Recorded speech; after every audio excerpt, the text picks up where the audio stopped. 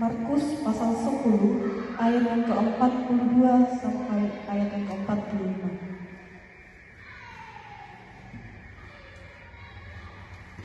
Markus pasal 10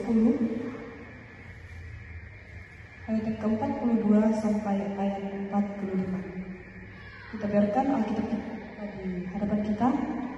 Kita tenang, kita satu dalam doa, kita berdoa.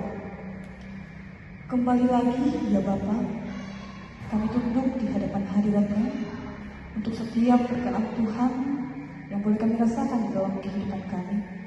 Terima kasih Tuhan telah menuntun kami dan sepanjang hari kami boleh melakukan setiap aktivitas kami. Pada saat ini ya Tuhan, bersama dengan rekan muda di tempat ini, kami rindu akan mendengarkan kebenaran firman Tuhan. Tuhan yang boleh mempersiapkan hati dan pikiran kami, biarlah apa yang kami dengarkan pada saat ini dapat menjadi pembelajaran di dalam hidup kami, dan juga ya Tuhan, kami pergunakan untuk menjadi landasan di dalam kehidupan kami. Tuhan, berkati hamba-Mu yang akan memberitakan kebenaran firman Tuhan.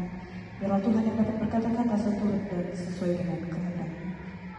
Ini kami ya Tuhan, sambut sempurnakan doa kami. Dalam nama Tuhan Yesus kami berdoa. Amin. Markus pasal 10 ayat 42 sampai ayat yang ke-45. Saya akan bacakan kepada kita semua firman Tuhan. Tetapi Yesus memanggil mereka lalu berkata, "Kamu tahu bahwa mereka yang disebut pemerintah bangsa-bangsa memerintah rakyatnya dengan tangan besi, dan pembesar-pembesarnya menjalankan kuasa dengan keras atas mereka. Tidaklah demikian di antara kamu. Barang siapa ingin menjadi besar di antara kamu, hendaklah ia menjadi pelayanmu. Dan barang siapa ingin menjadi yang terkemuka di antara kamu, hendaklah ia menjadi hamba untuk semuanya. Karena Anak Manusia juga datang bukan untuk dilayani, melainkan untuk melayani dan untuk memberikan nyawanya menjadi tebusan bagi banyak orang." Amin firman Tuhan. Shalom. Ya, terima kasih kepada rekan-rekan PPGT yang boleh menyempatkan waktunya untuk hadir pada saat ini. Di sini tema kita pada saat ini yaitu generasi muda Kristen sebagai agen perubahan, memahami peran dan tanggung jawab dalam kepemimpinan. Ya, sebelum kita masuk dalam materi, saya ingin bertanya kepada rekan-rekan muda, mungkin kepada pengurus ya terlebih dahulu, apa sih motivasi dari rekan-rekan ketika masuk di dalam kepengurusan? Mungkin ada dari teman-teman satu atau dua orang untuk memberikan tanggapan, apa sih motivasi rekan-rekan ketika masuk di dalam kepengurusan PPGT? Saya persilakan kepada teman-teman pengurus.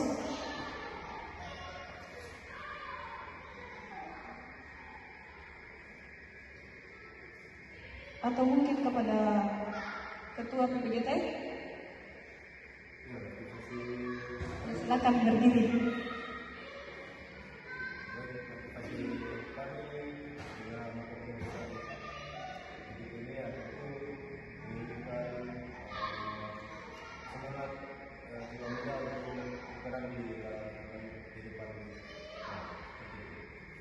Ya, terima kasih. Di sini pada materi pada saat ini kita akan membahas mengenai kepemimpinan. Apa sih itu kepemimpinan? Adakah yang bisa mendefinisikan apa kepemimpinan itu? Rekan-rekan PPGT, apa sih itu kepemimpinan dalam pikiran PPGT? Ya, seorang yang memimpin. Oke teman-teman, kepemimpinan itu dapat diartikan sebagai kemampuan untuk memengaruhi. Juga dalam cakupan yang lebih luas, kepemimpinan melibatkan kemampuan untuk mempengaruhi dan menggerakkan orang atau kelompok untuk bekerja sama demi mencapai tujuan tertentu. Seorang pemimpin harus mampu memengaruhi dan menggerakkan sekelompok orang dalam organisasi bekerja sama dengan mendapatkan suatu pencapaian yang maksimal. ketika teman-teman dalam melaksanakan kepemimpinan di tengah-tengah generasi muda atau di tengah-tengah rekan-rekan PGT, kira-kira bagaimana sebagai sosok pemimpin itu ketika seorang pemimpin, kira-kira bagaimana? Ini mungkin bisa dijawab oleh pemimpin PPT atau ketua PPG.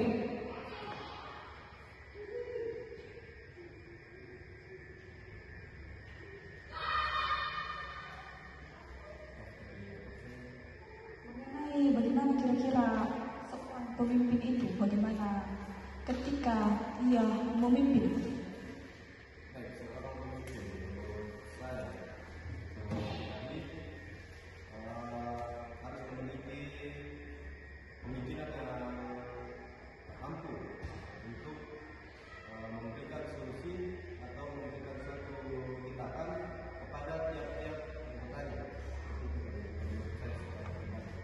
Terima kasih. Kita akan melihat kepemimpinan menurut pandangan para ahli. Yang pertama, Sir Winston mendefinisikan bahwa kepemimpinan sebagai kemampuan dan hendak untuk menggerakkan orang menuju tujuan bersama.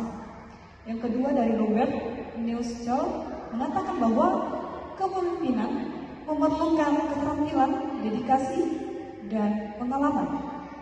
Yang ketiga, dari Ken Blanchard berpendapat bahwa kepemimpinan bukanlah suatu yang dilakukan untuk orang lain, melainkan bersama orang lain.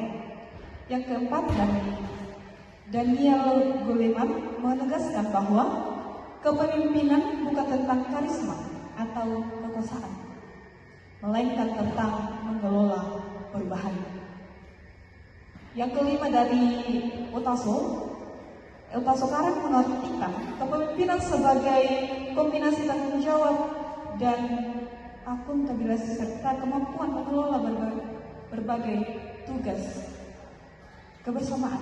Jadi di sini kita sudah mengerti apa sih itu kepemimpinan,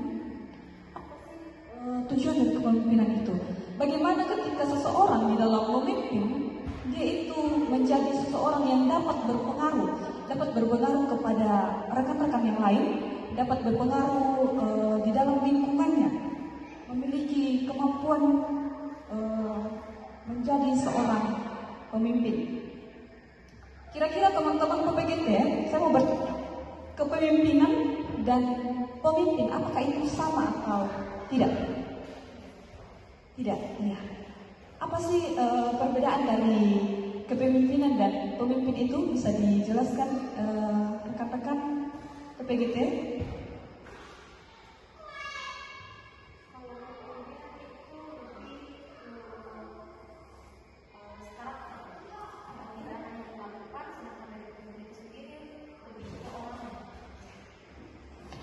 Ada lagi?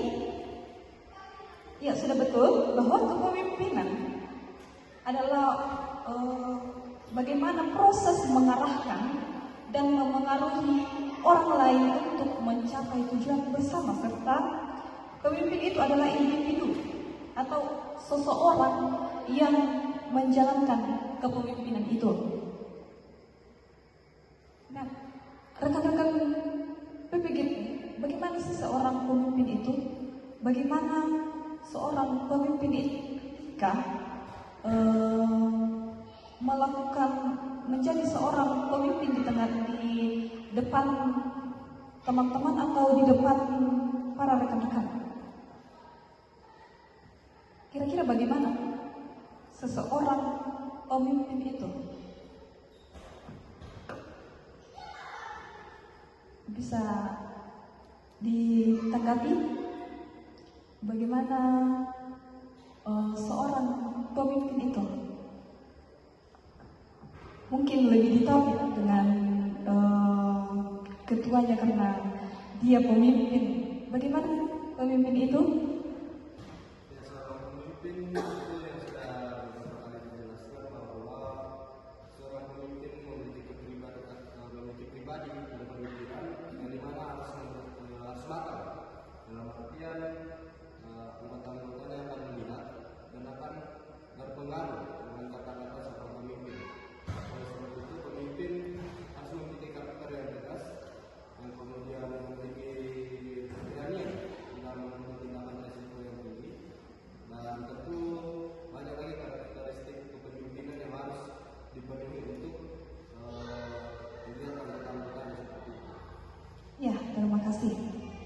seorang pemimpin adalah seorang yang memiliki keberanian. Itu yang pertama.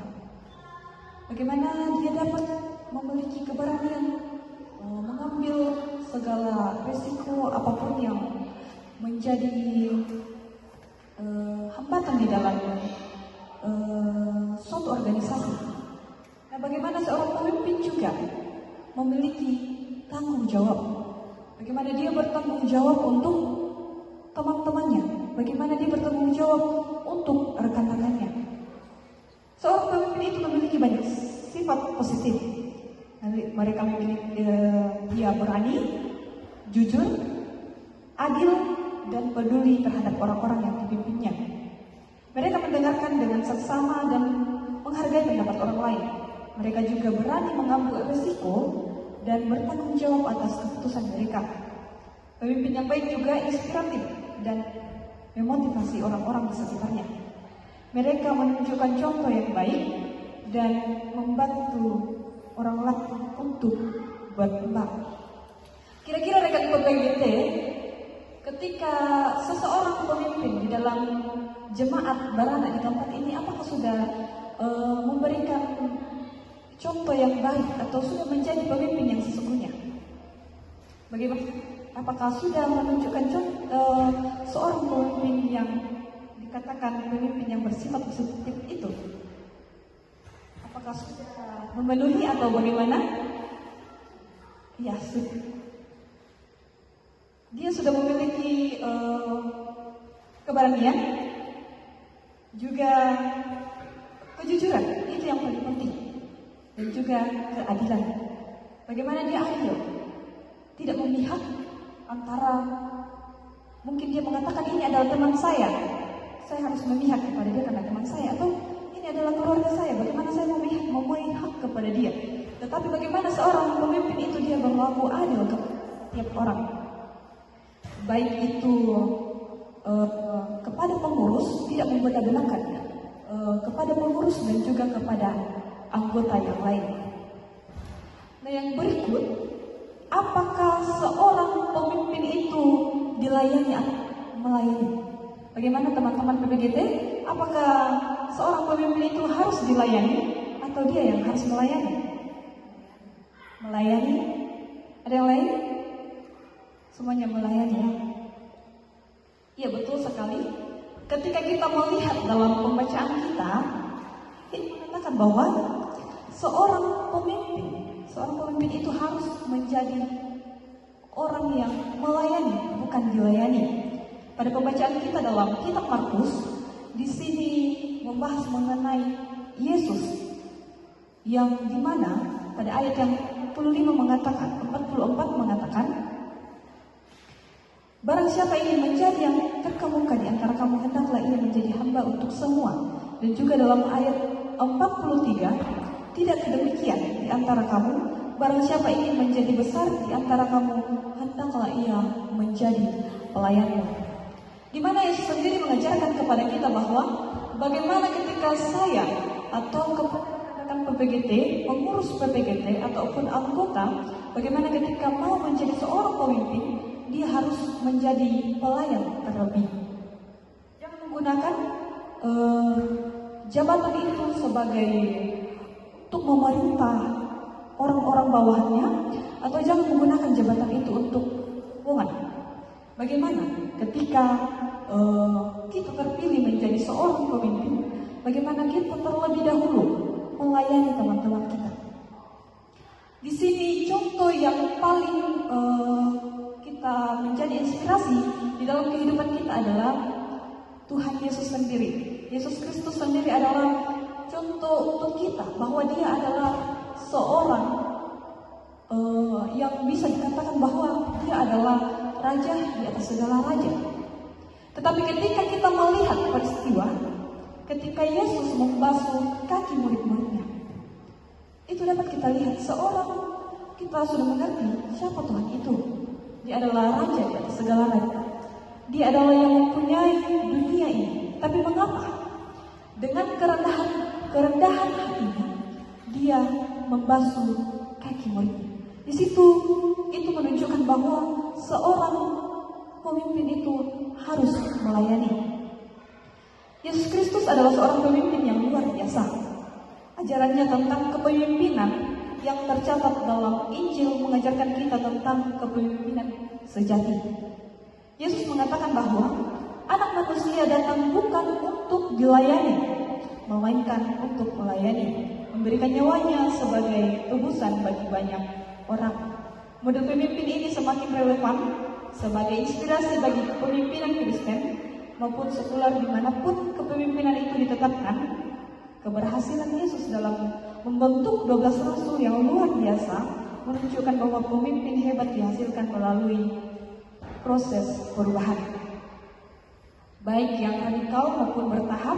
Dalam hal ini Yesus menekankan bahwa seorang pemimpin adalah agen perubahan, bukan boneka yang dikendalikan. Bagaimana ketika kita menjadi seorang pemimpin? Bagaimana kita mencontoh seorang Yesus Kristus sendiri? Dia yang dengan mengorbankan dirinya di kayu salib hanya untuk manusia, hanya untuk menebus manusia dari segala dosa. Dikatakan di dalam pembacaan kita bahwa Anak Manusia juga datang bukan untuk dilayani, melainkan untuk melayani, memberikan nyawanya menjadi tebusan bagi banyak orang. Di dalam pembacaan kita yang telah kita baca dan telah kita dengarkan, itu mengatakan bahwa di sini menceritakan mengenai permintaan Yakobus dan Yohanes, memperlihatkan bahwa mereka masih belum memahami makna, kuasa dan kepemimpinan menurut Yesus, guru mereka itu sendiri. Menurut pemerintah dunia, segala cara bisa dihalalkan untuk menjalankan pemerintahan, misalnya dengan tangan besi. Namun bukan demikian pengajaran Yesus. Sebagaimana Yesus datang bukan untuk dilayani, melainkan untuk melayani. Maka kebesaran sejati seorang pemimpin terletak bukan pada seberapa banyak orang yang bersedia melayani dia, melainkan pada berapa banyaknya orang yang dia layani.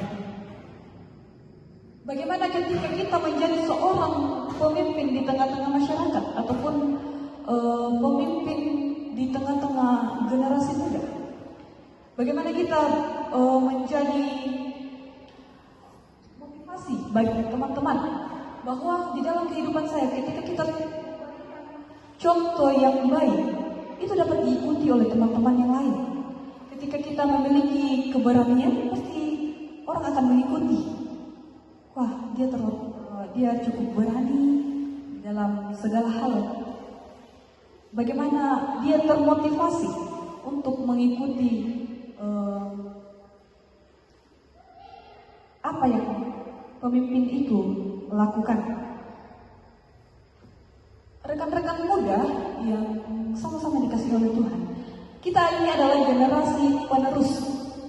Siapa yang akan menjadi pemimpin nantinya ketika tidak ada seorang muda? Siapa yang akan menjadi pemimpin muda? Apakah hanya orang tua saja? Tetapi bagaimana di dalam diri rekan-rekan pemuda untuk menerapkan bahwa saya ini adalah seorang pemimpin masa depan di dalam gereja, di dalam masyarakat, dan juga nantinya menjadi seorang pemimpin di tengah-tengah pemuda.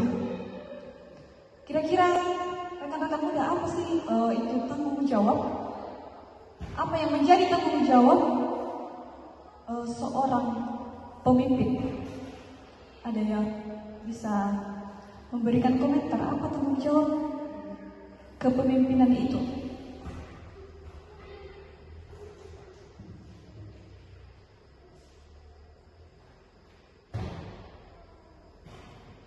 Apa peran dan tanggung jawab bagi seorang pemimpin atau peran tanggung jawab dalam kepemimpinan?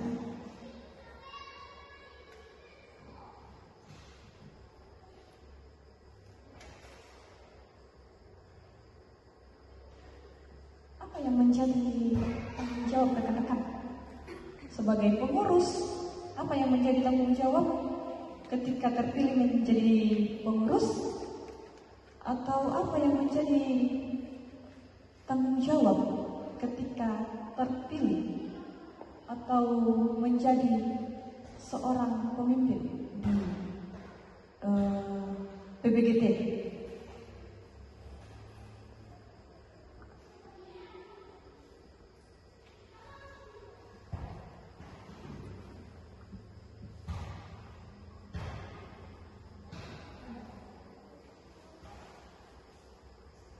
Apa tanggung jawabnya ketika sudah terpilih menjadi kepengurusan di dalam PBGT?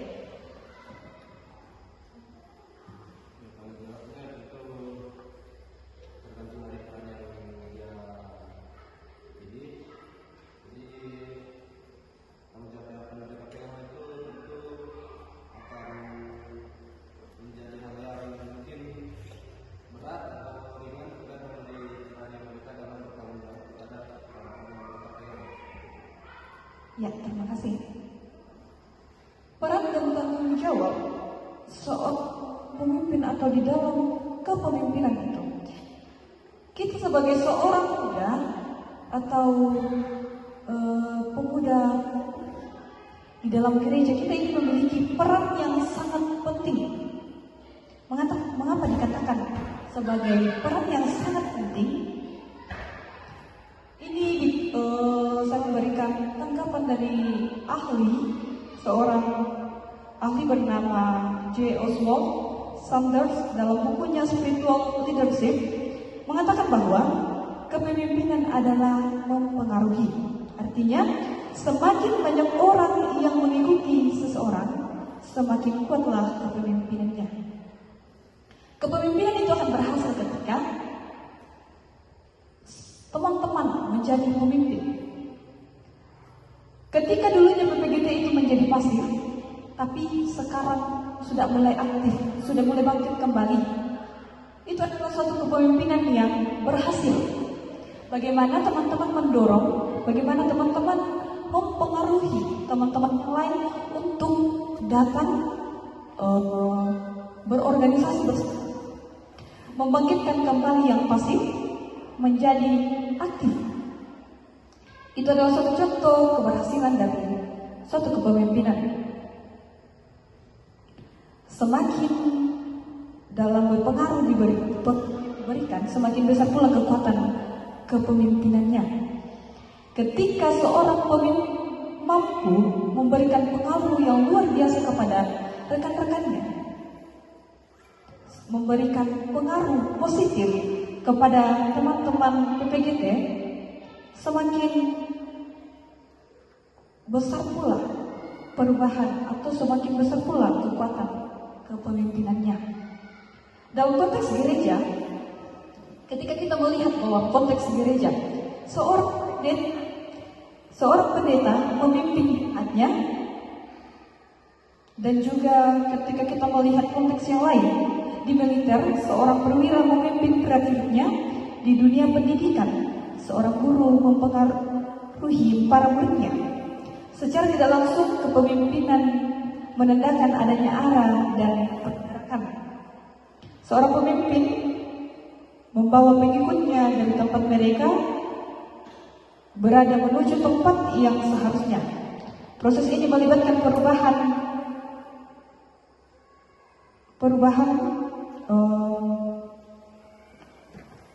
lokasi, arah, cara atau sik.